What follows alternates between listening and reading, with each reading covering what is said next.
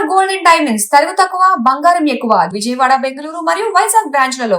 స్వామి సిద్ధయోగి గారు ప్రస్తుతం నాతో పాటు ఉన్నారు. హిమాలయాల్లో ఉన్నప్పుడు ఎలా ఉంటుంది? నిజంగా ప్రపంచానికి తెలియని వింత ఏమైనా ఉంది అసలు అక్కడ? మన భారతదేశానికి శిరసే హిమాలయం. గాల్లో తపస్సు చేసి పైకి చేసే వాళ్ళు అక్కడే కాదు, మన ఆంధ్రప్రదేశ్లో కూడా ఉన్నారు. మనకు కనపడరు అని మేము ప్రమాణాలతో నిరూపిస్తాం. ఈ హిమాలయస్లో ఉన్న చాలా మంది యోగులకు కానీ అఘోరీస్కి కానీ 600, 700, 800 సంవత్సరాలు కూడా బతికున్న వాళ్ళు ఉన్నారు అని చెప్తారు. నిజమా అండి అది అసలుకి? 100% నాతో వస్తే నేను చూపించడానికి సిద్ధంగా ఉన్నాను. ఇప్పుడు మా గురువు గారికి 280 సంవత్సరాలు, మీ గురువు గారికి 300 సంవత్సరాలు, ఒక అతనికి అమరయోగి అమర్నాథ్. అసలు ఇన్ని సంవత్సరాలు అసలు అన్నం తినకుండా మంచినీళ్ళు తాగకుండా ఎలా ఉండగలుగుతున్నారు? సాధనలో ఉన్నప్పుడు సాధ్యమే. ఇప్పుడు ఈ స్టార్డమ్ తగ్గిన కొంతమంది సెలబ్రిటీస్ కానీ, పవర్లో లేని పొలిటీషియన్స్ కానీ ఎక్కువ హిమాలయాస్కి వచ్చి యోగుల చేత కానీ అఘోరుల చేత కానీ పెద్ద పెద్ద పూజలు చేయించుకుంటారు. మళ్ళీ వచ్చిన తర్వాత బౌన్స్ బ్యాక్ అవుతారు.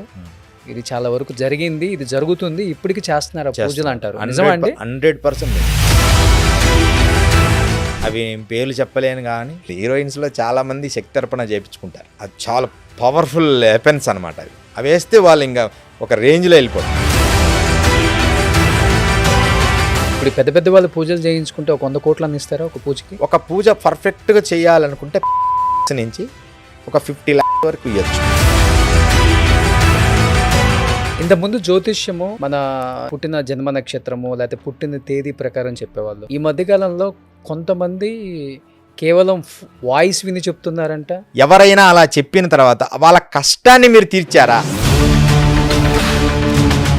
నీ కష్టం కూడా తెలుసుకొని దాన్ని తీర్చగలిగితే నువ్వు చెప్పు. అది చేయరు. నేననేది ఏంటంటే అది చేయగలిగినప్పుడు నువ్వు చెప్పు. అఘోరులు కానీ లేకపోతే యోగులు కానీ చనిపోయినప్పుడు ఎలా బాడీని ఎలా క్రిమిషన్స్ చేస్తారు? నాలుక మడిచి ఇలా పైకి పెడతారు, కన్నులు ఇక్కడ పెడతారు, అప్పుడు ఇక్కడి నుంచి ప్రాణం వదిలేస్తాడు. ప్రాక్టికల్గా చెప్తాను. మగవాళ్ళు ఒంటి మీద అసలు బట్టలు లేకుండా నూలు పోగు లేకుండా స్నానం చేయకూడదు. స్నానం చేస్తే వచ్చే నష్టాలు కూడా చెప్పారు. ఏంటి అసలు దాన్ని? అది కట్టుకోకుండా చేస్తే వ్యాధులు వచ్చే ప్రమాదం ఉంది. రెండోది ఏంటంటే కొన్ని కర్మలు వస్తాయి.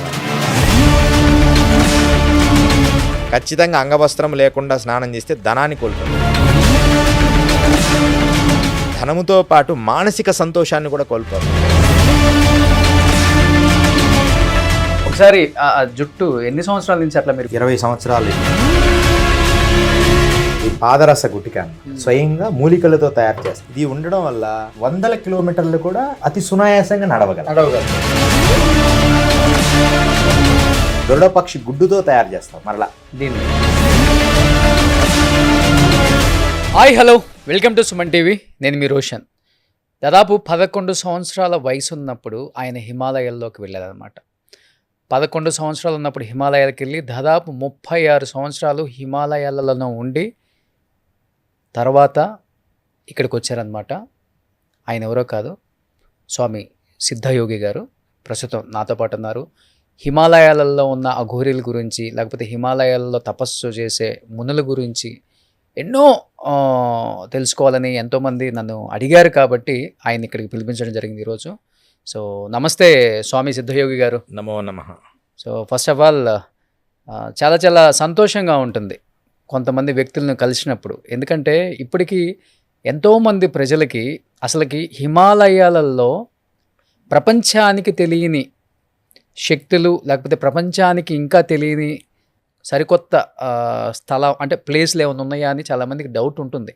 మీరు 36 సంవత్సరాల పాటు అక్కడే మీ జీవితం మొత్తం కొనసాగింది కాబట్టి హిమాలయాల్లో ఉన్నప్పుడు ఎలా ఉంటుంది? నిజంగా ప్రపంచానికి తెలియని వింత ఏమైనా ఉంది అసలు అక్కడ? ఓం రత్నాకరాం ధౌతపధాం హిమాలయ కిరీటినిం బ్రహ్మరాజ ఋషిరత్నాఢ్యాం వందే భారతమాతరం. దత్తుడి ఆశీర్వాదములు, సుమన్ టీవీ ప్రేక్షకులందరికీ కూడా ఆశీర్వాదములు. మీరు అడిగిన ప్రశ్నలు చాలా అద్భుతమైనవి. అందరూ తెలుసుకోవాలని ఎప్పుడు కుతూహలంగా ఉంటారు.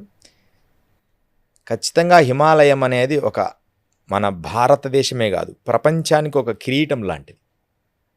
ఆ కిరీటంలో మణులు, రత్నాలు అన్నీ ఎలా ఉంటాయో అలా మన భారతీయ శక్తి మొత్తం తల ఉంటేనే కదా బాడీకి విలువ ఉంటుంది. శిరస్సు, మన భారతదేశానికి శిరస్సే హిమాలయం. దాంట్లో ఎంతోమంది ఋషులు, యోగులు, సాధకులు అసలు అడుగడుగున ఒక అద్భుతమైన సాధనా విధానాల్లో ఋషులు ఉండేవారు. వారు ఇక్కడ ఉన్నారు, ఇక్కడ లేరనే లేదు. అయితే కాలాంతరంగా కొంత లోపలికి వెళ్తున్నారు. 2000కు ముందు ఎక్కువగా యోగులందరూ కూడా మనకు నడుస్తుంటే అట్లా పక్కనే కుటీరం కనపడేది, మనం వెళ్ళేవాళ్ళం. ఒక్కొక్కరు హఠయోగులు ఉంటారు, జలయోగులు, తర్వాత గాల్లో తపస్సు చేసేవాళ్ళు, పైకి లేచి గాల్లో తపస్సు చేసి పైకి చేసేవాళ్ళు అక్కడే కాదు, మన ఆంధ్రప్రదేశ్లో కూడా ఉన్నారు. అంటే మనకు కనపడరు, కానీ మేము ప్రమాణాలతో నిరూపిస్తాం. ఓకే, ఎలా సాధ్యం అది అసలుకి? సైన్స్ పరంగా మనం తీసుకోవాలి ఫస్ట్. అంటే సైన్స్ నమ్ముతారు. ఈ సైన్స్ అంటే ఆధ్యాత్మికంగా సాధన చేయమంటే అది ఎక్కువ విశ్వసించారు. సైన్స్ ఏంటంటే మన లంగ్స్ ఇంతవరకే ఉంటాయి. మనం గాలి ఎక్కువగా లంగ్స్ పూర్తిగా తీసుకోం. ఎప్పుడు లంగ్స్ పూర్తిగా లంగ్స్ ఇంత పొడుగు ఉంటాయి, అంటే పూర్తిగా వ్యాకోచన చెందుతాయి. అయితే ఈ ప్రాణాయామ కుంభకాలలో హైడ్రోజన్ అంటే విపరీతమైన హీట్ జనరేట్ అవుతుంది. అది హైడ్రోజన్ గాలిగా మారుతుంది. ఓకే, ఇప్పుడు హైడ్రోజన్ బెలూన్స్ ఎలా ఉంటాయి? అవును, వదలంగానే గాల్లో వెళ్తాయి. అలాగే మన బాడీ కూడా లిఫ్ట్ అవుతుంది. 100% నేను ప్రూవ్ చేస్తా. కాబట్టి కేవలం సాధనతోనే సాధ్యం. ప్రూవ్ చేస్తా. మీరు కూర్చోగలరా గాల్లో? అంటే ఇప్పుడు కాదు, చూసిన వాళ్ళు ఉన్నారు. నేను కూర్చున్నది మా గురువు గారు ఇప్పటికీ ఉన్నారు, యోగానంద భారతి వారు.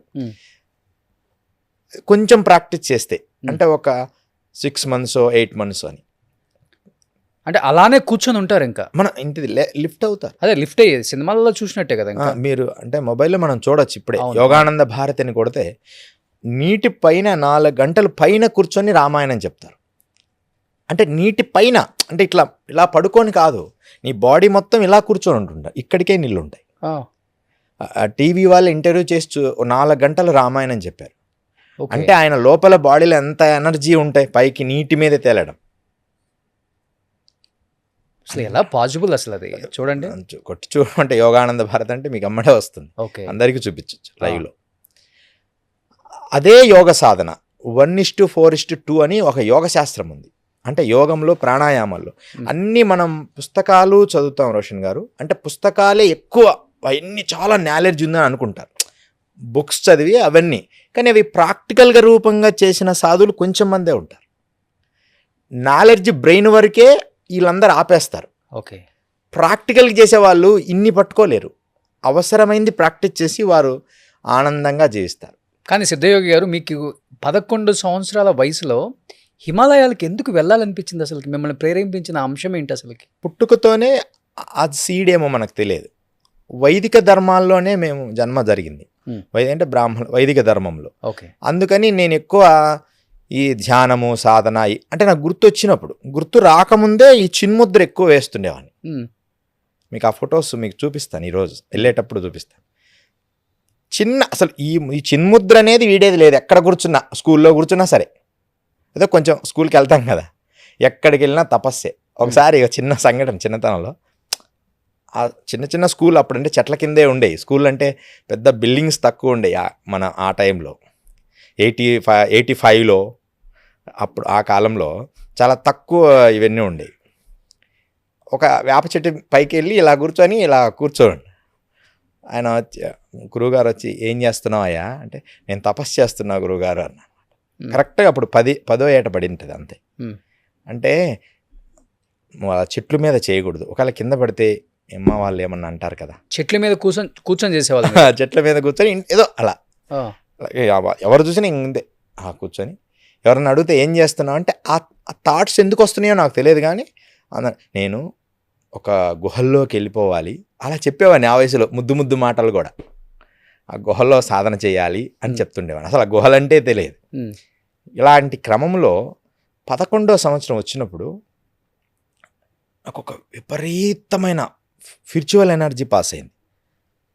ఇప్పుడు అప్పటికి ఈ టీవీలే కూడా లేవు, అసలు టీవీనే లేవు, టీవీలు సెల్ ఫోన్లు ఏం లేవు.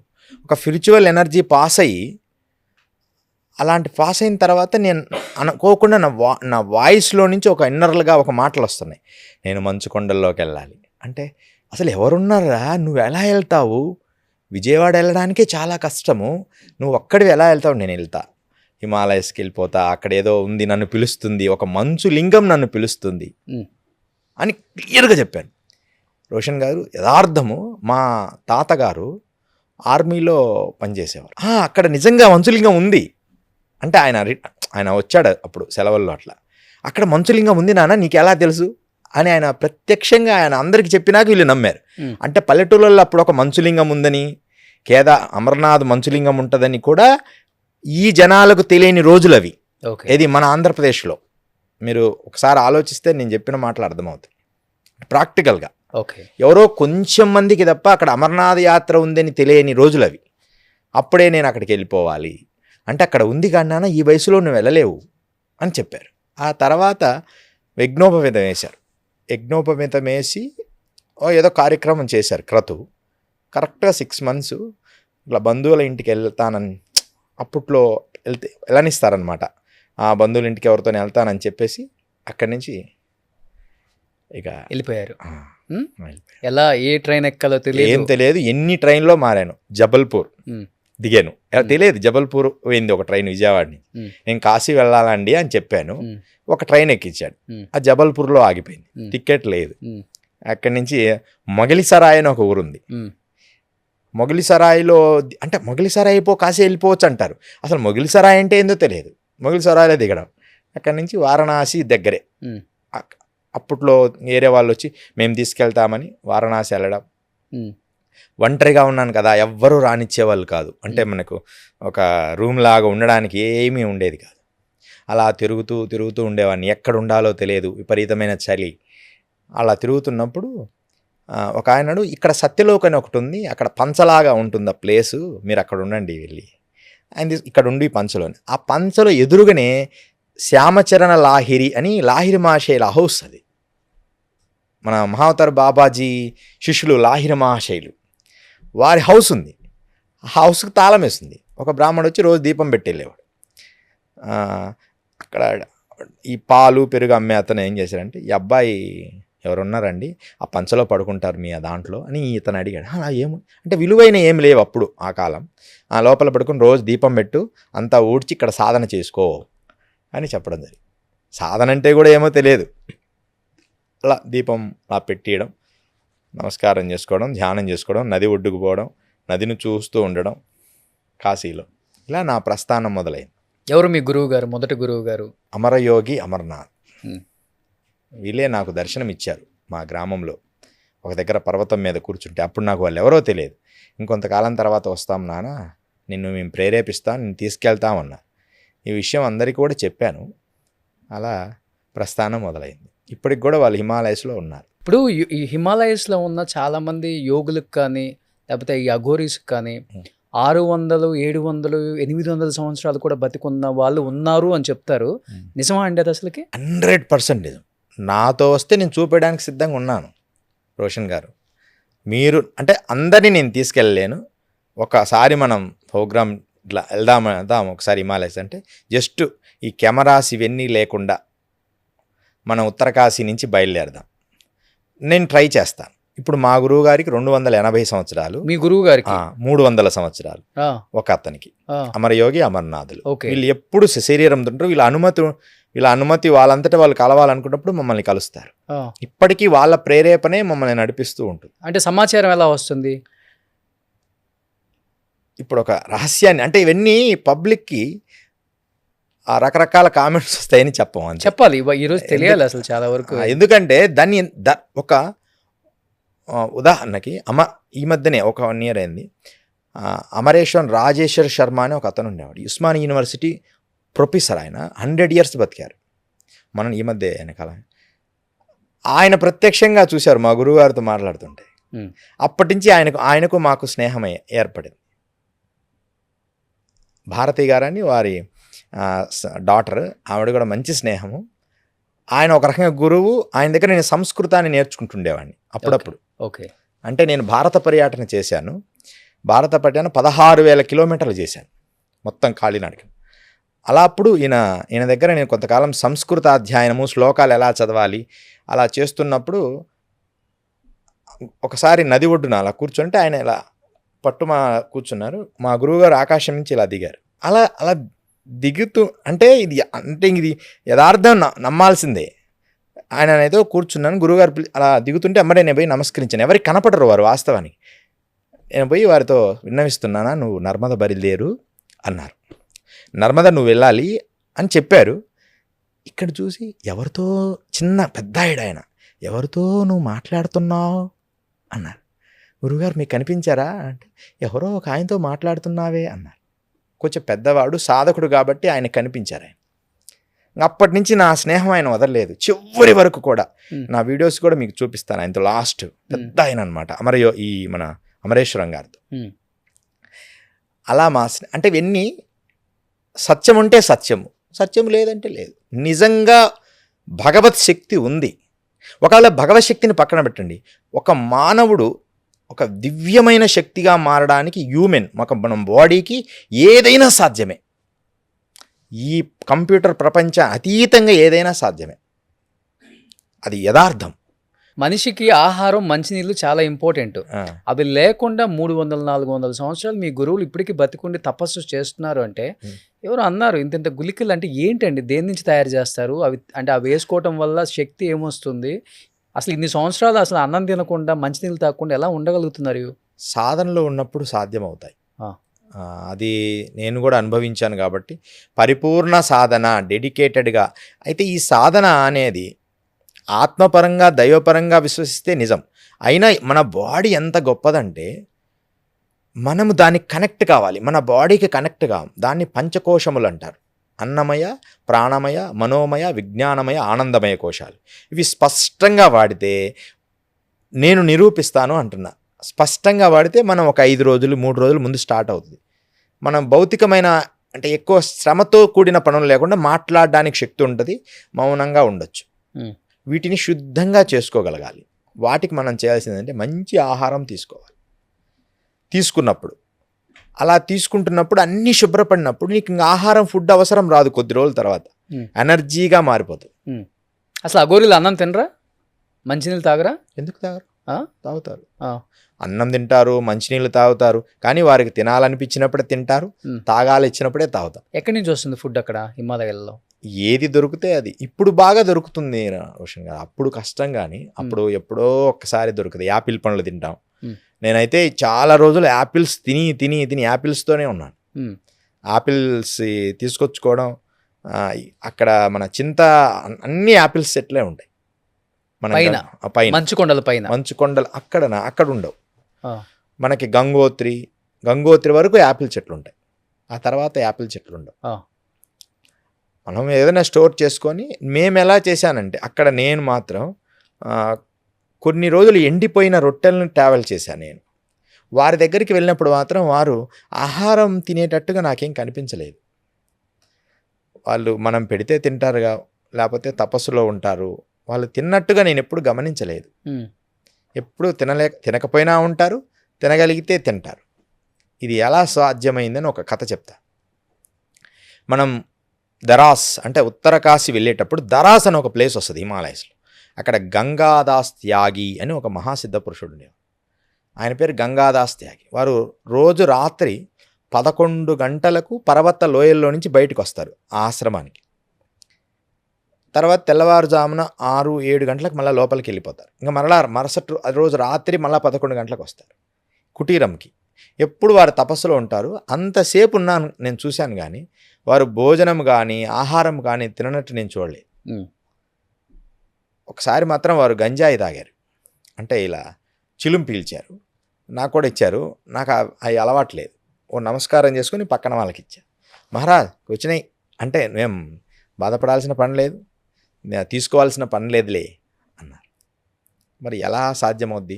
ఎముకల గూడులాగా పూర్తి చైతన్యావస్థలో ఒక భోజపత్రాన్ని మాత్రమే కౌపీనంగా ధరించిన గంగాదాస్ త్యాగి. వీరిని నేను చూశాను. ఎప్పుడు అన్నం తిన్నట్టు నేను గమనించలేదు. ఎన్ని సంవత్సరాలు ఉంటాయి ఆయనకి? వారికి ఒక 170 పైన ఉంటాయని అన్నారు అక్కడి వారు. 100 పైనే ఉంటాయని వారు అన్నారు.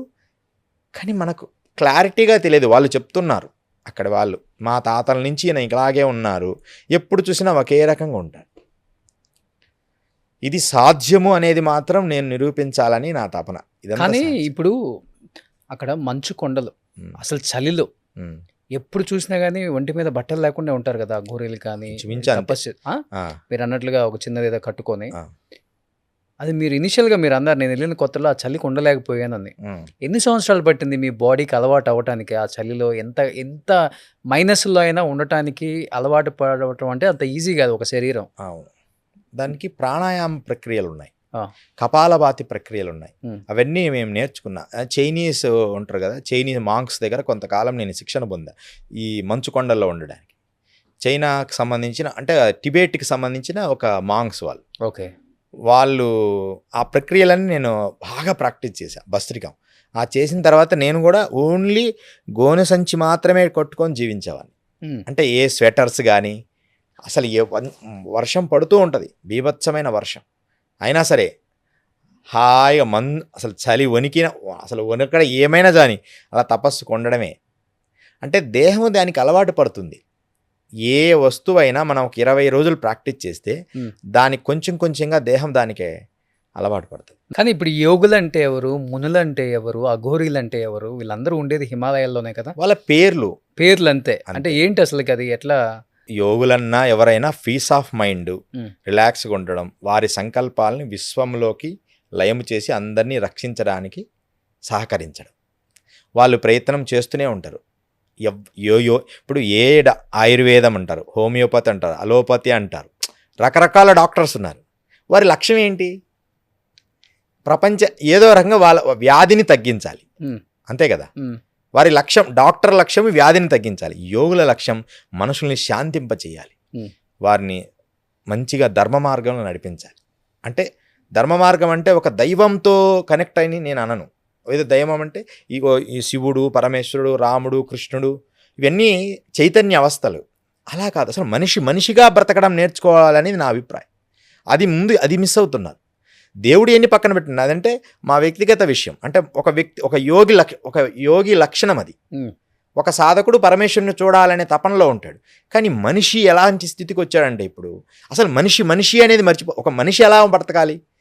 ఇదిగో ఇలా కష్టపడాలి, ఎంతవరకు అవసరమో అంతవరకు కష్టపడి పని చేయాలి, సంపాదించాలి, దాన్ని ఎలా వినియోగించాలి, అది మర్చిపోయి మనిషిని మనిషిగా చూడకుండా ఒకని నాశనం చేయాలనే స్థాయికి వెళ్ళిపోతున్నారు. క్లియర్గా కనపడుతుంది ప్రపంచం. ఒకలా మన ప్రశాంతంగా ఉన్నా వెనక నుంచి ఏదో ఫోర్సుల్లాగా అందరూ కలిసి కట్టి అది ఇది కులము, మతము, జాతి, వర్గము, భేదాలు, ఇవి అసలు యోగులు ఎప్పుడు ఇవి కోరుకోరు. యోగుల్లో కూడా అన్ని రకాలు ఉంటారు కాబట్టి అందరూ ఉంటారు, అన్ని యోగులు ఉంటారు, అందరూ చాలా సన్నిహితంగా ఉంటాం, అందరినీ ఒకరినొకరు గౌరవించుకుంటాం. ఎంత గౌరవించుకుంటామనేది నా మనస్సాక్షి తెలుసు. ఒకసారి నేను కాళీ యోగిని దర్శించడానికి వెళ్ళాను ఒక దగ్గర. ఆయన దర్శించడానికి వెళ్ళినప్పుడు అసలు ఆయన దగ్గర ఏ పదార్థాలు లేవు. అంటే వండర్స్ అని అడిగావు కదా, వాళ్ళు ఎంత ప్రేమ, వాళ్ళ శక్తిని వాడాల్సిన అవసరం లేదు అక్కడ. నిజంగా మీరు అంటే విషయాన్ని చెప్పడానికి రహస్యాన్ని చెప్తున్నాను. అంతకు ముందు రోజు మధ్యాహ్నం తీసుకున్న ఆహారమే నేను కొంచెం తీసుకుంటాను, నేను కూడా లైట్గా, చాలా లిమిటెడ్గా.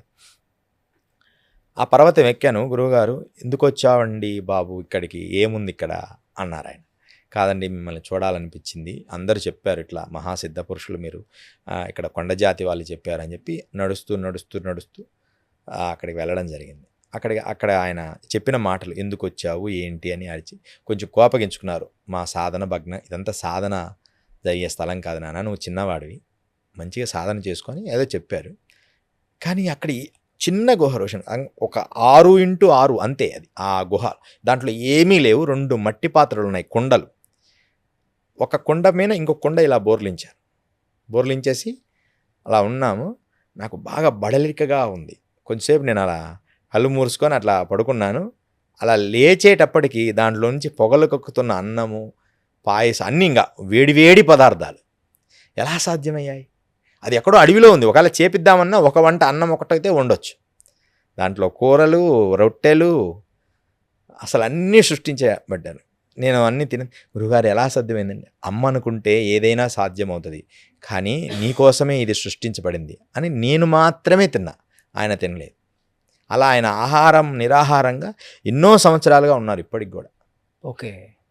ఆయన ఆహారం తినడు అసలు. ఎంత గొప్ప శక్తి! నిజంగా స్పిరిచువల్ శక్తి ఉంది, కానీ ఆనెస్ట్గా రియాలిటీగా గురువుగారు నేను ఆనెస్ట్గా రియాలిటీగా చూడాలనుకుంటున్నాను అంటే ఏదో ఒక సమయంలో తన యోగ్యతను పరిశీలించి మనం వెళ్దాం హిమాలయస్కి. రావచ్చా? సాధారణ మనుషులు రావచ్చా? రావచ్చా? రావచ్చు, 100% రావచ్చు. కానీ మీరు కెమెరాస్ కానీ అవి కానీ వద్దు. మీరు వచ్చి చూసిన తర్వాత ప్రమాణంగా కెమెరాకి చెప్పుకోండి, అప్పుడు ప్రపంచం విశ్వసిస్తుంది. అంటే అంటే అంటే ఎంత దూరం? అంటే నడుచుకుంటూ వెళ్ళాల్సిందే కదా. ఇక్కడ ఎంత దూరం అని కాదు, కరెక్ట్ గురువు దొరికితే. అంటే ఇప్పుడు ఒక మంచి జ్ఞాన గురువు దొరికితే మీకు అంత కష్టాలు ఏమి ఉండవు. అయితే మమ్మల్ని ఒక 2 మాటలు అంటారు, ఎందుకురా వీళ్ళని తీసుకొచ్చావు అని అంటే అనొచ్చు. అన్నా సరే గురువుగారు ఒక్కసారి దర్శనానికి వచ్చారని అంత దూరం నుంచైనా నేను చూపించగలుగుతాను. హిమాలయస్లోనే చాలా అద్భుతమైన 100 సంవత్సరాలు బ్రతికిన యోగులు ఉన్నారు. అయితే ఇప్పుడు ఏమైందంటే 10 కిలోమీటర్ల దూరంలో ఉన్న యోగులు 20-30 కిలోమీటర్ల దూరంలో వెళ్ళారు, లోపలికి వెళ్ళిపోతున్నారు, ఇంకా వెళ్ళిపోయారు. ఇంత అసలు ఫస్ట్ 85లో 90లో యోగులు అలా మనం రోడ్డు ఉత్తరకాశీ నుంచి అలా నడుస్తూ వెళ్తున్నా ఆ పక్కనే అదిగో ఆ కుటీరంలో ఆదియోగి ఉన్నాడు, ఈ కుటీరంలో బర్ఫానీ బాబా ఉన్నారు అని అంత సరళంగా చెప్పుకునేవాళ్ళం. ఇప్పుడు వాళ్ళందరూ లోపలికి వెళ్ళిపోతున్నారు. అంటే మారుతున్న సమాజాన్ని చూడలేక టూరిజం స్పాట్ అయిపోయింది హిమాలయం. మీరు మొన్న చూడండి, అన్ని కార్లే.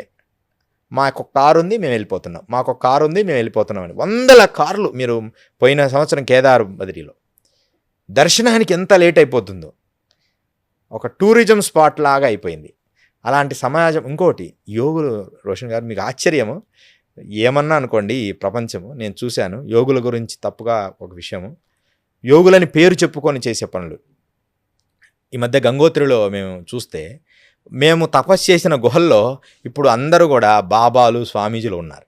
ఓకే, మంచిదే, ఆ గుహలు మీరు తపస్సు చేసుకోవడానికి వాడుకోండి. అంటే అక్కడ గుహలు ప్రత్యేకంగా ఉండవు హిమాలయస్లో. ఒక కొండ పర్వతానికి చిన్న గుంత మట్టి తీసి అది ఒక ప్లేస్ అన్నమాట. రాతి గుహలు కొంచెం తక్కువ ఉంటాయి. అక్కడ హాయిగా తపస్సు చేసుకోకుండా ఈ ఫారినర్స్ను వీళ్ళని ఆకర్షించడానికి ఒక రకమైన స్వామీలు తయారయ్యారు. అక్కడ లోపలికి వెళ్ళిపోయారు వాళ్ళు కూడా. ఫారినర్స్ వీళ్ళందరినీ ఆకర్షించడానికి వాళ్ళని ఆకర్షిస్తున్నారు ఈ విభూదులు రకరకాలుగా పెట్టిన సాధువులు. వచ్చి మీరు కాఫీ తాగుతారా, ఫిల్టర్ కాఫీ తాగుతారా అని అడుగుతున్నారు. నేను మౌనంగా చూస్తున్నా. అంటే ఒకరిద్దరు, అందరి గురించి నేను చెప్పడం లేదు. అసలు ఆ స్థలానికి వెళ్ళి తపస్సు చేయడానికి, కానీ వాళ్ళు వచ్చిన వాళ్ళకి నువ్వు ఫిల్టర్ కాఫీలు వేయడానికి కాదు కదా నువ్వు యోగి అనిపించుకునేది. అంటే అలాంటి యోగులు తయారయ్యారు ఈ టెక్నాలజీ రావడం వల్ల. సెల్ ఫోన్ వచ్చిన తర్వాత చాలా మార్పు జరిగింది. వారి కళ్ళల్లో దివ్య తేజస్సు లేనే లేదు. రోజు నిత్యం లేసి గాయత్రి మంత్ర అనుష్ఠానం చేసి 1,00,000 జపం చేసి ఎంత నిష్టగల చూడంగానే పద్మాలు వికసించిన దివ్య చైతన్యం, న్యాచురల్ చైతన్యం, ఆర్భాటము హంగులు లేని చైతన్యం ఎంత అద్భుతంగా ఉండేది. ఈరోజు అది లేదు. జస్ట్ యోగిలాగా ఇంగ్లీష్ మాట్లాడతారు, హిందీ మాట్లాడతారు, అదేదో గ్రేట్ అనుకుంటారు ఇంగ్లీష్ మాట్లాడితే. అలాంటి పరిస్థితికి రావడం వల్లే మీరందరూ కూడా నిజమైన యోగుల్ని చూడలేకపోతున్నారు ఈ ప్రపంచం. ఇప్పుడు సాధారణ మనుషులు కొంతమంది ఎవరైనా హిమాలయ పర్వతాల మీదకి రావటం, కొంతమంది యోగుల్ని కానీ అఘోరుల్ని కానీ కలవటానికి ప్రయత్నించడం కానీ జరుగుతూ ఉంటుందా? ఎందుకు జరగదు? జరుగుతుంటాయి. దర్శనం కూడా సాధ్యం అంటుంటారు. దర్శనం కూడా ఇస్తారు, కానీ మీరు ఆయనకు అంత వయసుని ఎలా క్యాలిక్ట్ చేయలేరు కదా. అవును, మనం చేయలేము. బట్ కోప్పడుతుంటారు వాళ్ళు కొంచెం. అస్సలు నిజమైన యోగులు వీళ్ళకు దర్శనం ఇవ్వాలన్నా ముందు ప్లాన్ వేసుకొనే వస్తారు. వారికి ఈ నేత్రాల కంటే 3వ నేత్రం బాగా పనిచేస్తుంది. అంటే ఇలా చూడంగానే ఈ ప్రాంతంలో ఎవరు వస్తున్నారంటే వారిని వీళ్ళు కలవాలనుకుంటేనే ఆ మార్గంలోకి వెళ్ళి వీళ్ళని కలుస్తారు, కానీ మన కోసం రారు కదా.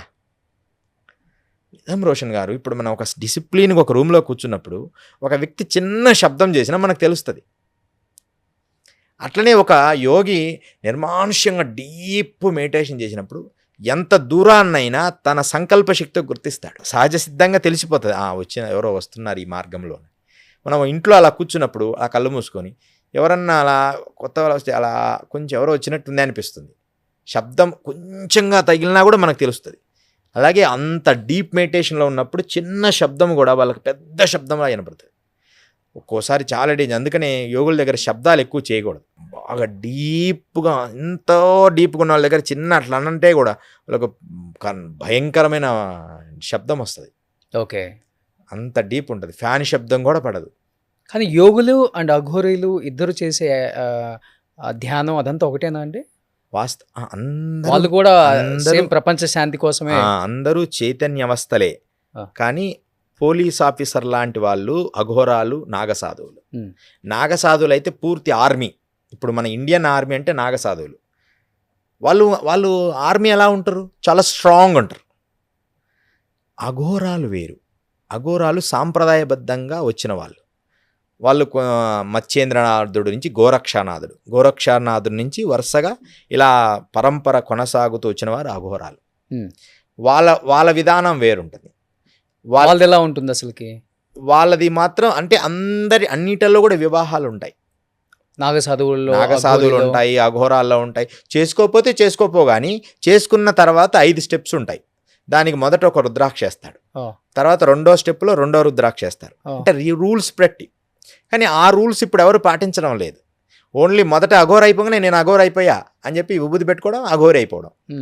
ఏదనంటే నేను అఘోరిని అంటారు. అఘోరి అంటే వేషం వేసుకొని ఏదో కొద్దిగా సాధన చేశామని చెప్పి, లేకపోతే ఏదో ఇంటర్వ్యూస్ ఇలాంటి వాటిల్లో అఘోరాలు కాలేరు. దానికి చాలా డిసిప్లిన్ చాలా అవసరం. ఆ డిసిప్లిన్ మాటల వరకే పరిమితం కాకుండా రియాలిటీలో కూడా ఉండగలిగితే వాడు అఘోర అవుతాడు. కానీ వాళ్ళు మాటల పనికే పరిమితం. అఘోర అంటే చక్కగా మందు తాగాలి, మాంసం తినాలి, శ్మశానంలో ఉండాలి, ఇవే అనుకుంటుంటారు. ఇది కరెక్ట్ కాదు. ఎందుకు ఉండాలి? నువ్వు లోపల ఇది కరెక్ట్గా లేదు. నిజంగా అది ఎందుకు వాడతారంటే భైరవ తంత్రములో ఒక భాగాలవి. వాటికి నైవేద్యం పెట్టినప్పుడు వాడతాం అంతే. ఇంకా రోజు అదే పనిగా తీసుకురాండి. ఇట్లాంటి అఘోరాలు ఎక్కువ అయిపోయారు. కొంతమంది ఫేక్గా ఉండేవాళ్ళు. అవన్నీ ఉన్నాయి, కానీ ఎంతవరకు వాడాలి? లిమిటెడ్గా. ఇప్పుడు మనం వాటర్ ఉంది. వాటర్ కూడా మితిమీరి ప్రవహిస్తే ప్రళయం వస్తుంది. దాన్ని కొంచెం తాగితే మన దేహం ఇబ్బంది అవుతుంది. మనకు వాటర్ మార్నింగ్ లేచినప్పుడు కొంచెం తాగాలి, ఒక 1/2 లీటర్. తర్వాత మళ్ళీ గ్యాప్ ఇచ్చాలి. అంటే అలాగే యోగి ఎప్పుడు ఏది ఎంత అవసరమో చేయడమే. అఘోరి కానీ, సాధువులు కానీ, యోగులు కానీ, తపస్సులు కానీ వాళ్ళకి ఇచ్చిన లిమిట్లోకి చేయగలిగితే వాళ్ళు యోగులు, అఘోరాలు అవుతారు. వాళ్ళు ముగ్గురు కలిసే ఉంటారు అక్కడ హిమాలయాల్లో? అందరూ కలిసి ఉంటారు. నాగసాధువులు, అఘోరీస్ అందరూ కలిసి ఉంటారు. ఒకరినొకరు భలే రెస్పెక్ట్ ఇచ్చుకుంటారు. అంటే ఒకే దగ్గర ఉండరు. ఇప్పుడు కాళీ కంబాళిలో ఒకరు ఉంటారు. తర్వాత రామానంద సేవాసనంలో కొంతమంది ఉంటారు. తర్వాత ఇంకో ఒక్కొక్క అఖాడాస్లా ఒక్కొక్క డిఫరెంట్ ఉంటాయి.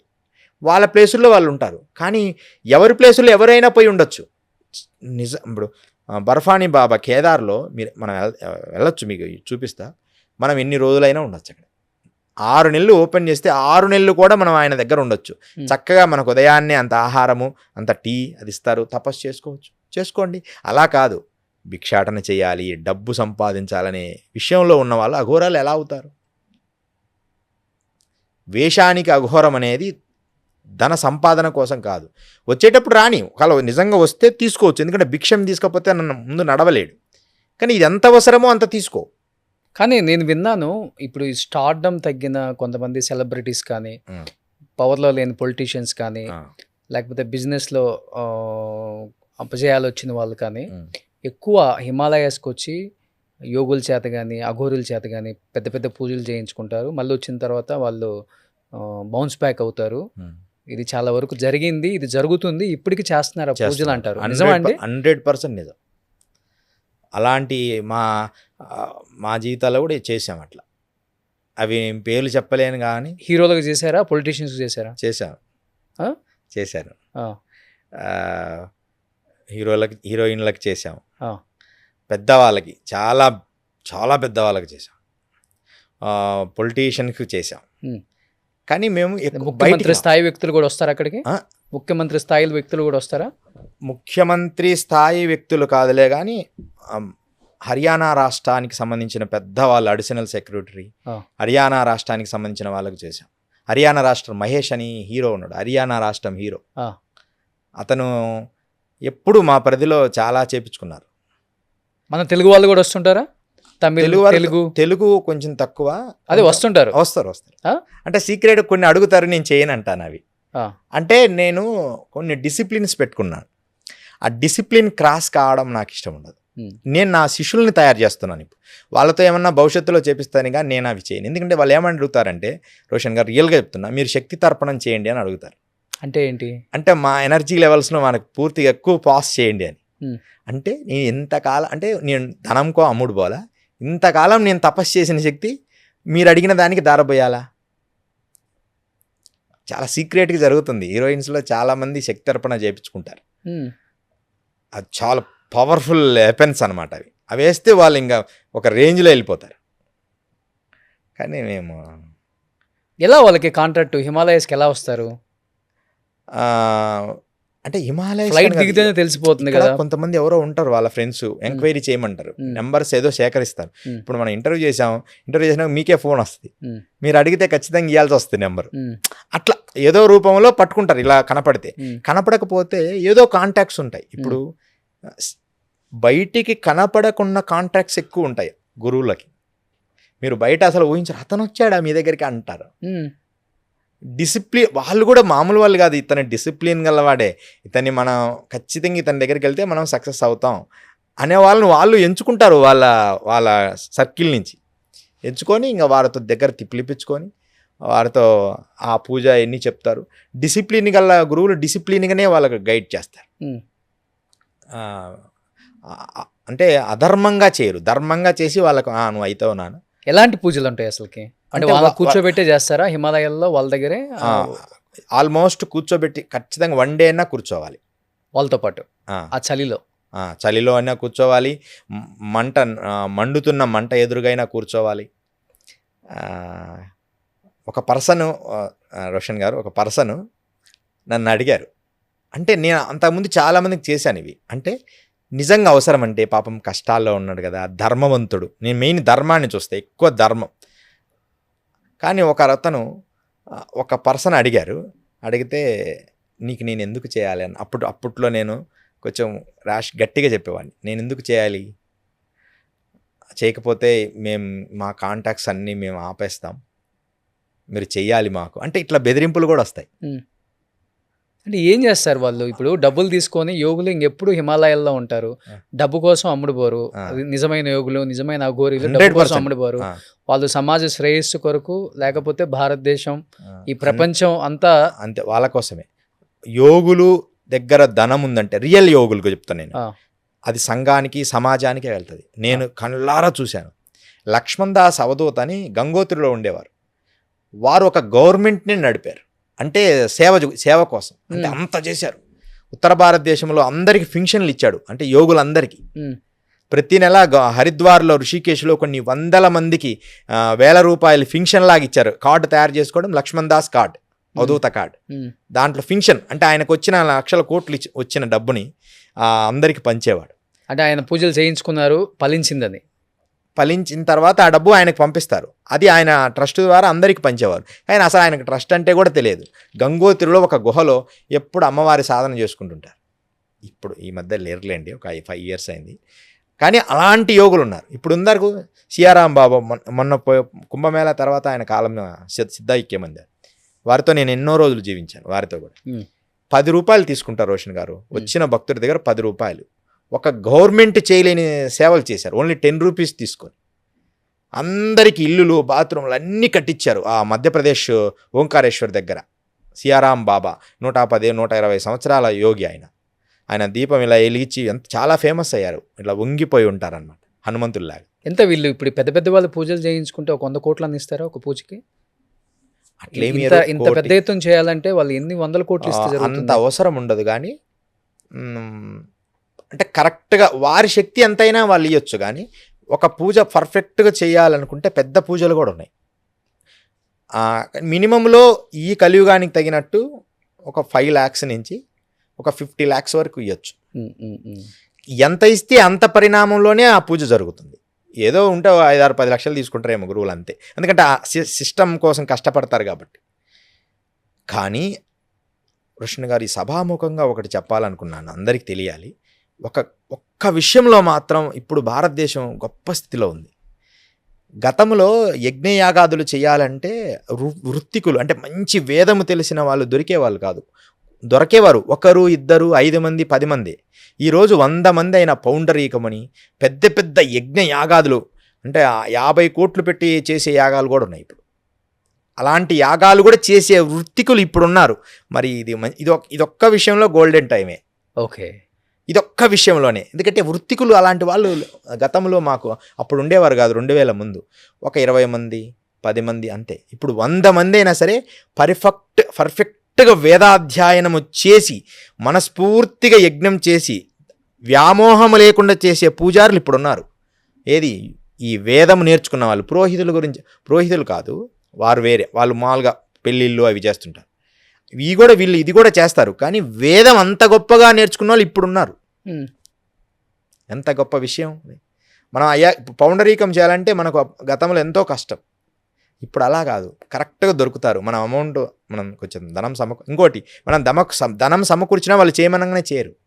నిజంగా అవసరమా, ఇది చేద్దామా ఈ యజ్ఞము, అలాంటి గొప్ప విషయంలో ఇప్పుడు గొప్ప వాళ్ళు ఉన్నారు. ఇంకొకటి సిద్ధియోగ్ గారు, ఇప్పుడు అంత చలిలో మైనస్లో ఉంటారు కదా హిమాలయస్లో. మామూలుగా నేను చూసిన ఆ గురూస్ కానీ యోగులు కానీ ఒంటి మీద బట్టలు ఉండవు. అవును, ఒంటి నిండా విభూతి పూసుకుంటారు. ఏదన్నా రీజన్ ఉందా అలా విభూతి పూసుకోవడానికి? అలా బట్టలు లేకుండా ఉంటారు అందరు అక్కడ? 100%. ఇప్పుడు మేము కూడా కౌపీనముతోనే ఒక 6 సంవత్సరాలు తిరిగాను. కౌపీనమే మంచుకొండల్లో గ్లేషియర్స్లో నడిచేవాడిని. అసలు ఏమీ లేకుండా, చెప్పులు లేకుండా. అందరూ మీరు గడ్డ కడితే కాళ్ళు తీసేస్తారు, గడ్డ కడతాయి, మీరు ఇబ్బంది పడతారని నన్ను ఎప్పుడు అంటుంటారు. ఒకసారి నడుస్తున్నప్పుడు అనుకోకుండా ఒక 2 షూలు కనిపించాయి. ఆర్మీ వాళ్ళు తెగిపోతే వదిలేశారు. అవి దానికి పురుకోసలు చుట్టుకొని దారం చుట్టుకొని గ్లేషియర్స్లో నడవడం జరిగింది. ఖచ్చితంగా నీ అంటే పరిపూర్ణమైన ఆర్తి, దానితో పాటు ప్రాణాయామము, యోగా పరిపూర్ణంగా దేహంలో ఉంటే నీకు ఎలాంటి మంచు ఏమి చేయలేదు. నార్మల్గా మనం ఉండే క్లైమేట్లో ఉన్న ఫీలింగే ఉంటుంది, బాడీకి హాయిగా ఉంటుంది. మొదట కొద్ది రోజులు మాత్రమే నిన్ను డిస్టర్బ్ చేస్తుంది, ఒక 3 నెలలు. అందుకనే మేము ఏం చేస్తామంటే హిమాలయాలో డైరెక్ట్గా మంచుకొండల్లోకి వెళ్ళాం. ఉత్తరకాశీలో 1 నెల ఉంటాం, గంగోత్రి పోయిన తర్వాత 1 నెల ఉంటాం. అక్కడి నుంచి 15 రోజులు ఉత్తర తపోవన గోముఖ్ వెళ్ళి అక్కడి నుంచి ఇక 10 రోజుల తర్వాత ఇక కంప్లీట్ మంచుకొండలో నడుస్తాం. అంటే బాడీని స్టేజీల వారుగా డెవలప్ చేస్తాం. కొంతమంది యోగులు చెప్తుంటారు మగవాళ్ళు ఒంటి మీద అసలు బట్టలు లేకుండా, నూలు పోగు లేకుండా స్నానం చేయకూడదు, స్నానం చేస్తే వచ్చే నష్టాలు కూడా చెప్పారు. అవును. ఏంటి అసలు దానికి ఏదన్నా ఉందా, హిస్టరీ ఏమన్నా ఉందా? అది ధర్మము చాలా గొప్పది రోషన్ గారు. మన ధర్మము చాలా అంటే అది చాలా పెద్దది, చాలా గొప్పది. అందుకని ఇప్పుడు నేను అవధూత స్థితిలో ఉన్నా అనుకో, నాకు ఏ కౌపీనం కూడా అవసరం లేదు. నేను నదిలో డైరెక్ట్గా స్నానం చేయొచ్చు. ఒక గృహస్థుడు అలా చేయకూడదు. ఓకే, యోగులు ఏమీ లేకుండా కూడా స్నానం చేయొచ్చు. అఘోరాలు యోగులు, ఇప్పుడు మన అఘోరాలు యోగులు మన కుంభలో మేము అన్నీ ఏం లేకుండే కదా స్నానం చేసేది. అంటే మామూలుగా వెళ్ళినప్పుడు సాధువులు. కానీ గృహస్థులు అలా చేయకూడదు. అంటే ఒక కుటుంబపరమైన ఆలోచన విధిలో ఉన్నోళ్ళు చేయకూడదు. గురువు ఆదేశిస్తే కౌపీనం ఒకటి ధరిస్తారు వివాహమైన గురువుల్లో. కొంతమంది ఇప్పుడు అఘోరాల్లో చాలామందికి వివాహాలైనవి. 100% అఘోరాకి వివాహం చేసుకుంటారు, ఒక స్త్రీ ఉంటుంది. ఎందుకంటే ఆ పూజకి క్రతువు సిద్ధించాలి. అందరు చెప్తున్నది అవాస్తవాలు కూడా ఉన్నాయి. కానీ తనంత దాన్ని సింగిల్గా ఉంటానంటే ఏమనేది ఏం లేదు. కానీ దానికి ధర్మం కోసమైతే, శాస్త్రం కోసమైతే వాళ్ళు ఆచరిస్తారు. ఒకరు అలా ఆచరించి ఉండాలి. అప్పుడే ఆ క్రతువు సిద్ధిస్తుంది. మనం చేసే యజ్ఞము మన శిష్యులకు వస్తుంది. కానీ ఇప్పుడు టెక్నాలజీ ఎలా మారిపోతుందో మనుషులు కూడా అలానే మారిపోతున్నారు. మీరు అన్నట్లుగా అసలు ఇప్పుడు ఒంటి మీద లేకుండా స్నానం చేసే వాళ్ళ పర్సంటేజ్ ఎక్కువ కదా. అవును, 99% వాళ్ళే ఉంటారు. అవును. అలా చెయ్యకూడదు అన్న ధర్మం చేయకూడదు అని చెప్తూనే ఉంది, అంటే మీలాంటి వాళ్ళు చెప్తూనే ఉన్నారు. కానీ అదే జరుగుతూనే ఉంది. అలా చేస్తే వచ్చే నష్టం ఏంటి అనేది కూడా చాలా ఇంపార్టెంట్ వాళ్ళు తెలుసుకోవటం.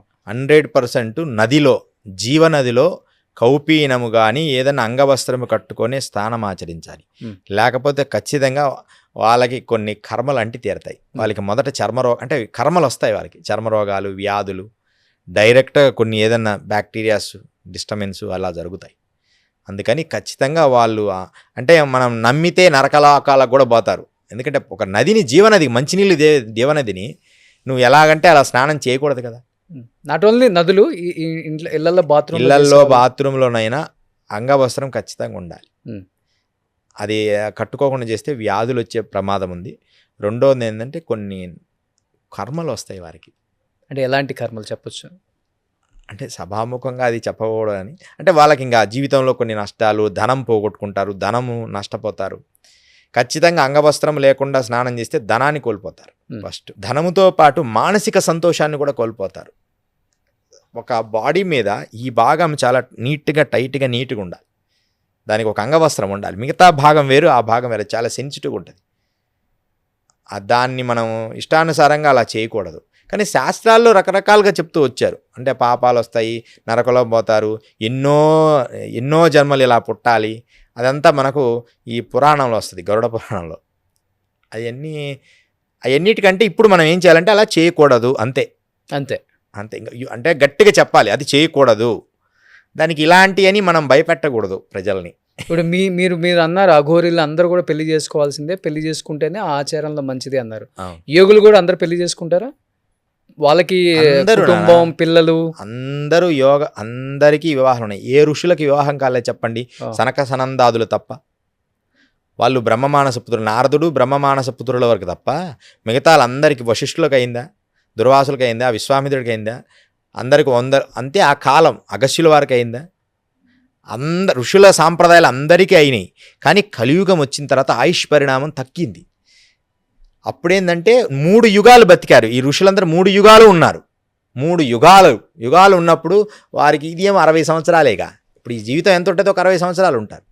కానీ ఈ కాలంలో ఉండేదే 60 సంవత్సరాలు అన్నప్పుడు వారు ఎన్ని చేసుకొని మరలా సంసారం, పిల్లలు, బాధ్యతలు అయితే సాధన చేయలేమేమో అని ఒక ఆలోచన. కుటుంబాలు వదిలిపెట్టి వెళ్ళిపోతారు చాలామంది పెళ్ళైన తర్వాత కూడా కదా. అవును, అంటే పర్మిషన్తో వెళ్ళాలి. చాలామంది అలా వదిలిపెట్టి, మీకు ఒక సభాముఖంగా కూడా చెప్తా, పేరు చెప్పదలుచుకోలేదు. ఒక పెద్ద సన్యాసి, అతని పేరు కూడా సన్యాసనామం ఇచ్చాం. ఒక పెద్ద పీఠాధిపతి అయ్యారు ఆయన హిమాలయస్లో. నేను కమండలం పట్టుకొని, అంటే నేను చాలా అంటే మంచి సాధన చేస్తున్న పీక్ లెవెల్గా సాధన చూస్తుంటా ప్రతి మనిషిని. అలాంటి రోజులు అవి. వెళ్ళి డైరెక్ట్గా వెళ్ళి, నానా నీకోసం ఒక అందమైన కన్య ఎదురు చూస్తుందని ఆయన చెవిలో చెప్పా. ఒక పెద్ద పీఠాధిపతికి చెప్పాను నేను. ఎవరైనా ఏమనుకుంటారు? ఆయన ఒక చిరునవ్వు, అలా ఎలా అవుతుంది స్వామీజీ, అలా మాట్లాడతారు మీరు అన్నాడు ఆయన చిన్నగా, ప్రేమగా. అవునా, సరే నాన్న, నేనైతే ధర్మం చెప్పా.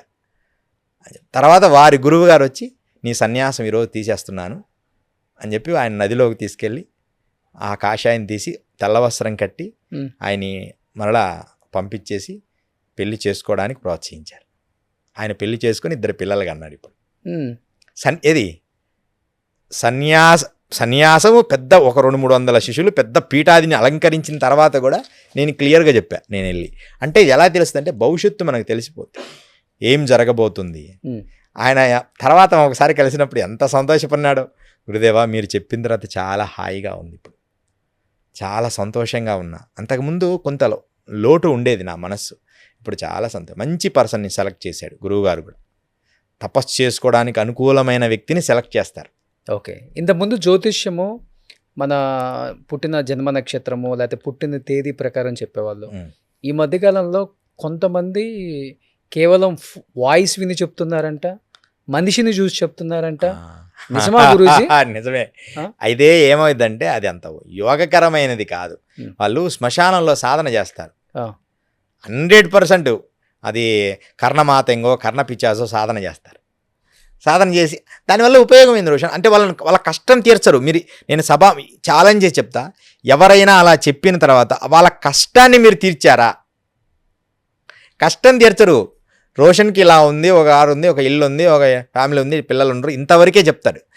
నీ కష్టం, ఇప్పుడు నీ కష్టం కూడా తెలుసుకొని దాన్ని తీర్చగలిగితే నువ్వు చెప్పు. అది చేయరు.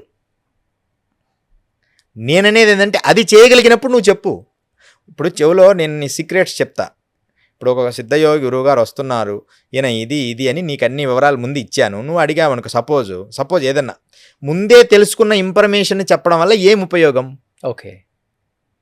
100% చెప్తారు. ఒక స్వామి ఉన్నాడు, మంచి వ్యక్తే, వాళ్ళందరూ మంచి వాళ్ళనో చెడ్డ వాళ్ళనో ఇంత మనీ కూడా ఇంతనే ఉంటుంది. ఒక 50,000 ఇవ్వాలి ఇలాంటివి కూడా ఉంటాయి దాంట్లో, ధనంతో కూడి. సరే అవన్నీ మంచిదే, లోక కళ్యాణం చేయొచ్చు. దానివల్ల ఉపయోగం ఏమిటి?